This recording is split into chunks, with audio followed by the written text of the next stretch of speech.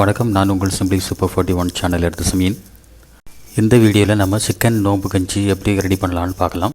So இதுக்கு தேவையான பொருட்கள்: 2 பிரியாணி இலை, 2 பீஸ் கருவாப்பட்டை, 2 பீஸ் லவங்கம், 4 ஏலக்காய், 4 கிராம்பு, 1 டீஸ்பூன் பெரிய ஜீரகம், 1/2 டீஸ்பூன் வெந்தயம், அப்புறம் கொஞ்சமாக கறிவேப்பிலை, அப்புறம் ஒரு பெரிய வெங்காயம், 3 பச்சை மிளகு, இஞ்சி பூண்டு விழுது 2 டீஸ்பூனு, கோகனட் ஆயில், ஒரு தக்காளி பழுத்தது, 250 கிராம் சிக்கன், 300 கிராம் ரைஸ், அப்புறம் ஒரு 100 கிராம் பருப்பு.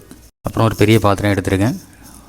பாத்திரத்தில் ஒரு 2 டேபிள் ஸ்பூன் ஆயில் சூடாகிடுச்சு. ஃபஸ்ட்டு இது எல்லாமே சேர்த்துடலாம்.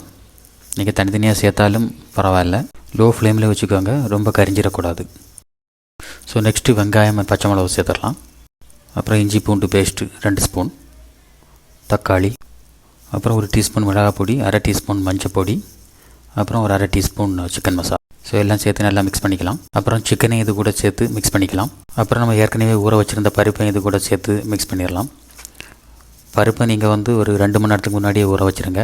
அரிசியும் ஒரு 1 மணி நேரத்துக்கு முன்னாடியே ஊற வச்சு எடுத்துக்கோங்க. நான் நார்மல் ரைஸ் தான் யூஸ் பண்ணுறேன். நீங்கள் பச்சரிசி இல்லைனா கீ ரைஸ் கூட யூஸ் பண்ணிக்கலாம். அப்புறம் இது கூட தண்ணி சேர்த்துடலாம். தண்ணி நான் 4 லிட்டர் தண்ணி சேர்த்துக்கிறேன்.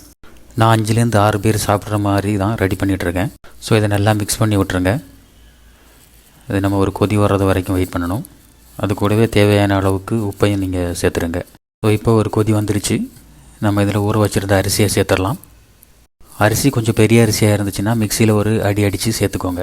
அப்புறம் இப்படி நல்லா மிக்ஸ் பண்ணிவிட்டு மூடி வச்சுருங்க. ஸோ 5 மினிட்ஸுக்கு ஒரு வாட்டி ஓப்பன் பண்ணி நல்லா கிண்டி விட்டுக்கோங்க.